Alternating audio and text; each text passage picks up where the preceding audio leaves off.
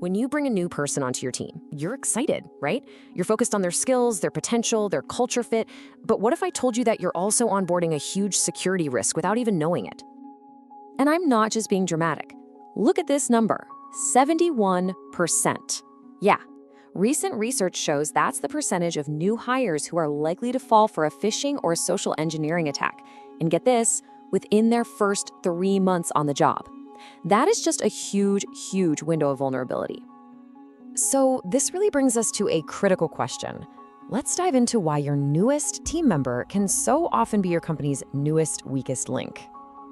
I mean, it's a totally fair question, isn't it? How can someone who's so eager to learn and impress also be so vulnerable to these kinds of attacks?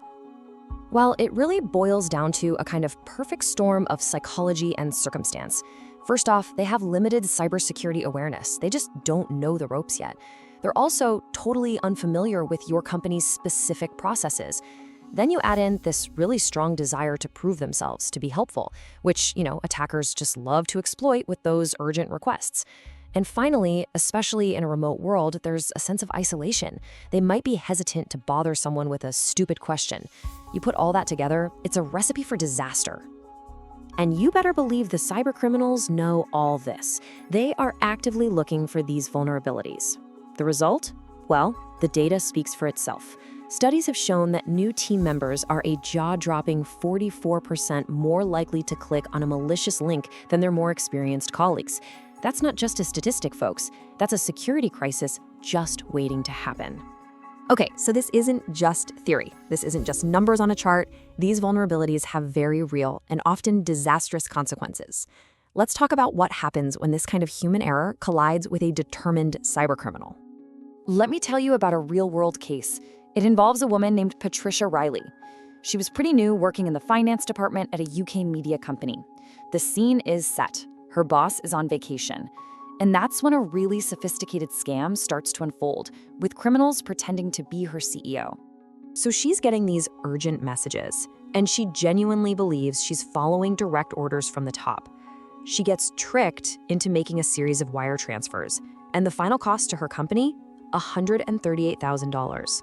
Gone. Now, here's where the story gets really interesting. The company's first reaction was to fire her. They even tried to sue her for the money. But in this incredible twist, the court actually sided with Patricia. Why? Because it came out that she had never, not once, received any formal cybersecurity training. The judge basically said the failure wasn't on her, it was on the company for not preparing her. This whole case just perfectly highlights that critical experience gap, right? You can almost hear the internal monologue. The new hire is thinking, oh my gosh, the CEO needs this urgently. I have to be helpful and act fast. But a veteran employee, their thought process is completely different.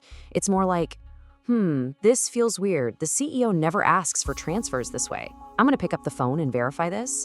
And that gap in thinking, that is exactly what the criminals are counting on. So, the big question is, how do we close that gap? How do we fix this? It's all about strengthening those crucial first few days and weeks on the job. It's about actively turning new hires from a potential risk into a powerful part of your defense. And the strategy here is pretty straightforward, but it's absolutely vital. Okay, step 1, you have to integrate security training right into onboarding from day 1. Step 2, you got to emphasize the why behind the rules, using real stories and scenarios.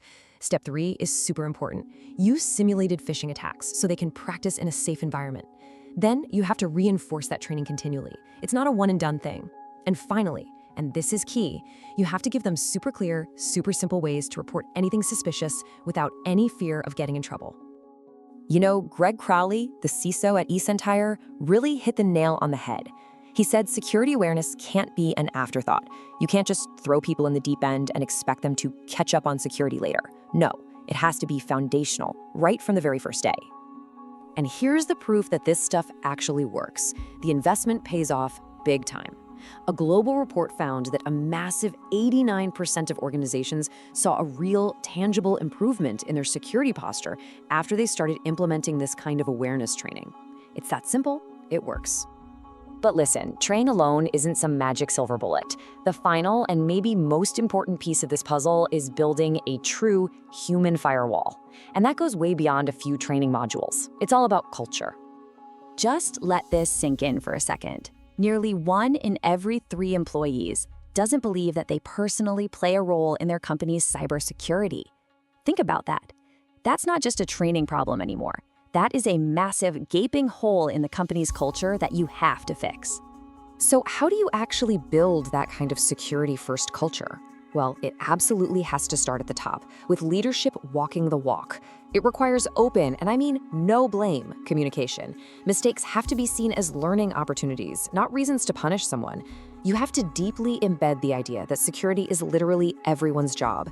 And all of this needs to be backed up by clear, supportive policies and a real partnership between HR and the security team. Really, what this all comes down to is creating what's called psychological safety.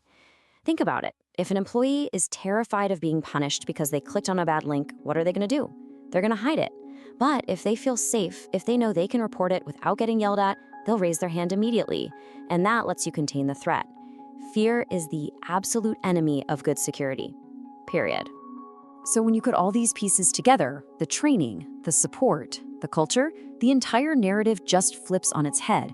That human element is no longer your biggest liability. Instead, a well-trained, engaged employee becomes your absolute first and honestly your best line of defense.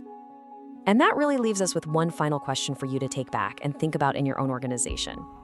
Is that brand new person on your team an overlooked vulnerability just waiting to be exploited? Or are you actively preparing them to be your next security champion?